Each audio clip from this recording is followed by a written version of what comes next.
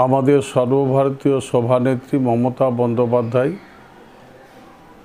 বাংলার ভোট রক্ষা বলে একটা লঞ্চ করবেন 15ই এপ্রিল। সম্ভবত 16 তারিখ থেকে আমরা ভোটার লিস্ট নিয়ে ঝাঁপিয়ে পড়ব। এপ্রিল থেকে আমরা ভোটার লিস্ট নিয়ে ঝাঁপিয়ে পড়ব।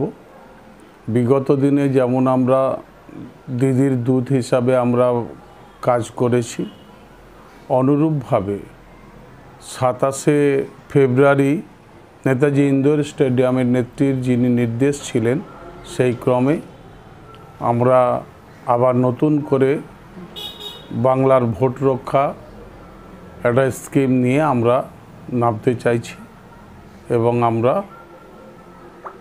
বিশ্বাস যে আমাদের সাথে মানুষজন আছে এবং আমরা ডোর টু ডোর গিয়ে মানুষের সাথে আমাদের পরিচয় করাবো এবং মমতা বন্দ্যোপাধ্যায়ের উন্নয়নের সমস্ত বিষয়গুলো তুলে ধরে মানুষকে আমরা আমাদের অনুকূলে বুঝিয়ে আনার চেষ্টা করব। বলছি 15 এপ্রিল আপনার অঞ্চল এলাকায় প্রত্যেকটি গ্রামে করবেন আপনারা না বুথে বুথে করবেন? বুথে বুথে আমরা 15 তারিখে আমাদের নেত্রী বাংলার ভোট রক্ষা স্কিমটা যখনই আমাদের আপডেট করাবেন আমাদের ভার্চুয়াল ডেতে, তারপর থেকে আমরা 16 তারিখ থেকে আমরা বুথে বুথে নেমে যাব। আমাদের শান্তিপুর ওয়ানের আমাদের 19টা বুথ আছে, আমরা 19টা বুথেই আমাদের কাজ চালু করে দেবো। বলছি প্রথম যেদিন করবেন আপনারা বুথে বুথে যাবেন, সেদিন আপনার পাশাপাশি আর কোন কোন ব্লক বা জেলা নেতৃত্ব কি থাকতে পারেন ওদিন? অবশ্যই ব্লক বা জেলা নেতৃত্ব আসতে পারে, আমি তাদেরকে আসার আহ্বান করব। কিন্তু আমাকে শান্তিপুর 1 নম্বর অঞ্চলে আমাদেরকে অগ্রিমভাবে আমরা সমস্ত কাজ করি, সেই জন্য আমাদেরকে মমতা বন্দ্যোপাধ্যায়ের শুধু ওই অপেক্ষায় আছি। উনি ওই দিন সভা করার পর, ভার্চুয়াল সভা করার পর ওনার লাঞ্চ হলে আমরা নেমে যাব।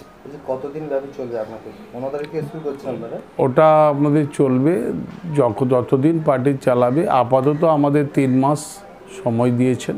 3 মাসের মধ্যে পুরো পরিকল্পনাটা আমাদের ফাইনাল করতে হবে।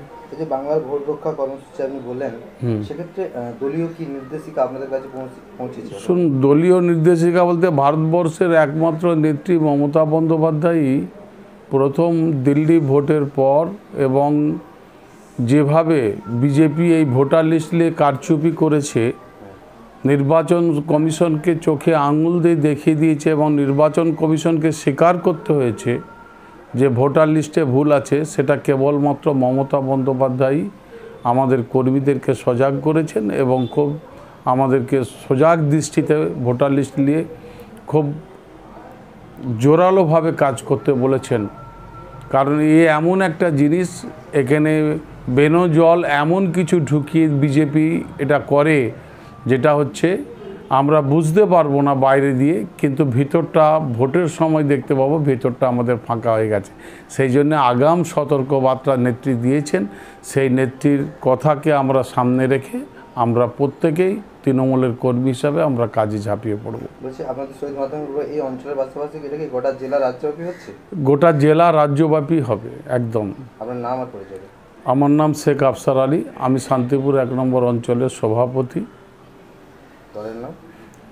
আমাদের তৃণমূল কংগ্রেস আমাদের দল, এবং আমাদের দল সবসময় অ্যাডভান্স থাকে মানুষের পরিষেবায় এবং আমরা প্রতিটি কাজেই মমতা বন্দ্যোপাধ্যায়ের উন্নয়নকে সামনে রেখে মানুষের কাছে আমরা পৌঁছে দিই।